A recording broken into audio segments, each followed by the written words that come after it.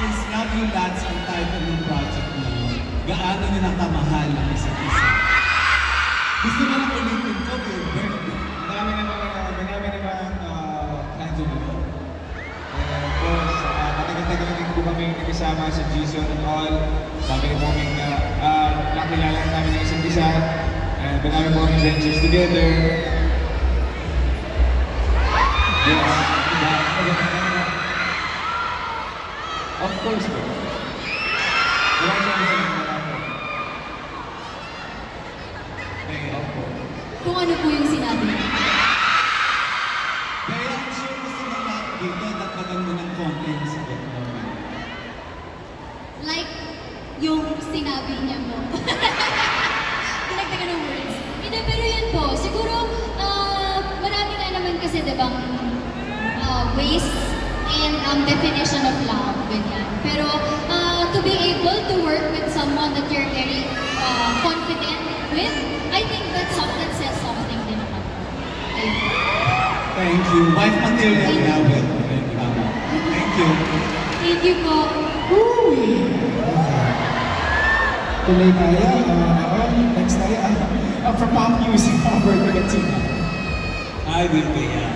Okay, siguro ang maraming gustong malaman din ng tanong na ito sa inyo. Meron ba kayong kissing scene dito sa... Or if ever, paano kayo nag-prepare sa ganito na eksena? Hindi pa po namin nakukunan. Hindi pa rin po namin alam kung paano kukunan ni Direk. Depende ba kay Derek lahat? Baka i-delete. Okay, thank you. Thank you po. Maraming salamat po. Next, we have My Movie World, Bernard Santos. Hi, Will. My question is, since medyo matagal na rin kayong nag-work together, ano ba yung mga na-discover niyo sa isa't isa?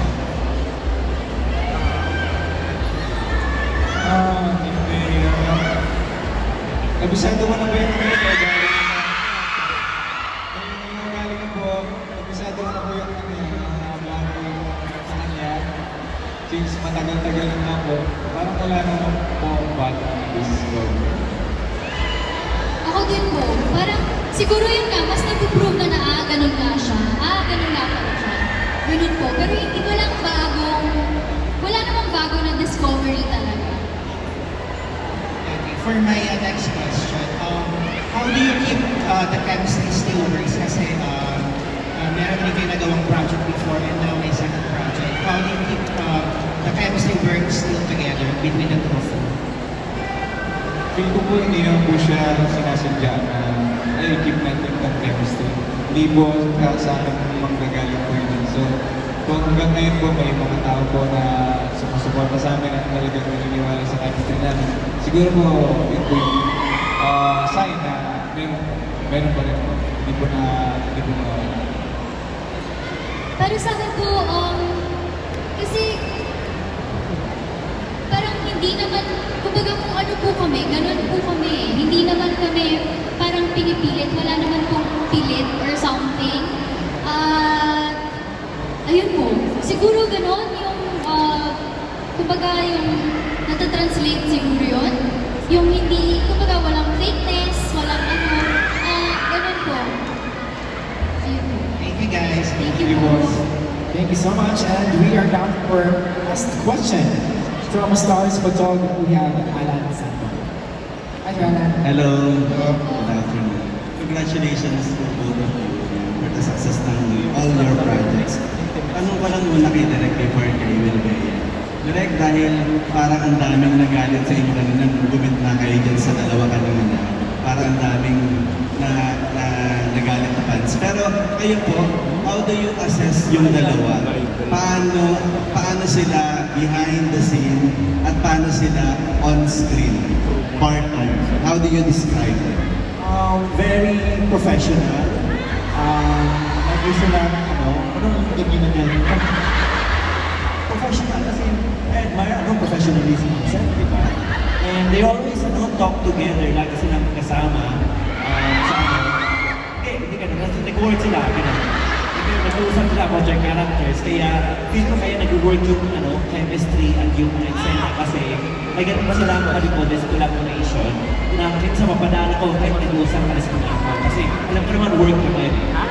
So, ganun. So, yun. But aside from that, I'm very thankful na for these kinds of actors kasi they're taking actors and ayun na, like na-mention ko kanina, yung element of surprise nila na binibigay sa eksena, yan yung yan yung parang gusto namin, yan yung drill namin as directors na may nagagawa silang bago every time. So, ayun, so yan, off-screen, very collaborative, very usap, gano'n, and sa on-screen, magnify yung chemistry. Ayun po. Pero hindi yun yung gusto namin direct.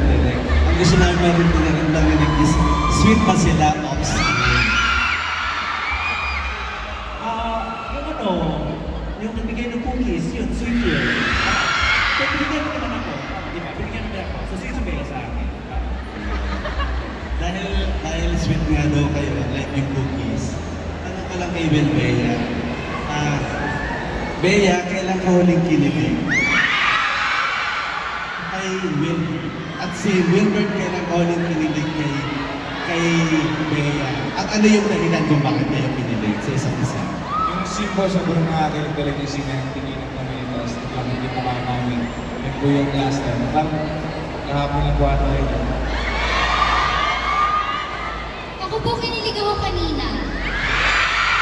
Nung nakita ko po yung support ng fans. Kasi support nila sa amin. Kasama si Wilbert po. Kasi po, Wilbert fans sila. Yun po. Kinilig, may community bounty from Wilbert and Bea. Bala ka lang last. Ano yung huling bagay na binigay sa'yo na Wilbert? Nakikinig ka. Same thing kay Wilbert. Ano yung huling bagay na binigay ni Bea sa'yo? Nakikinig ka.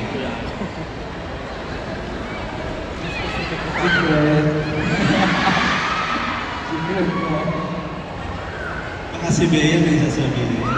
Para naman nakuha yung mga fans mo. Hindi, ano na lang. Siguro hindi po yung last. Pero na-appreciate ko. Binigyan niya ako ng ng pang-workout na shoes. Kasi, baka kailangan ko na raw mag-workout. Hindi, pero yun. Siguro to inspire me, to motivate me to work out more. Ganon, yan. Hindi nag-workout na kasi tayo tapos yung shoes na kailangan ng shoes. Delikado kasi ang running shoes sa akin pag hindi nag-workout. So yun yung mas problem. Oh, yun po. Thank you Thank and you po. congratulations, Team Love You Lots. Thank you. Thank you po. Thank you.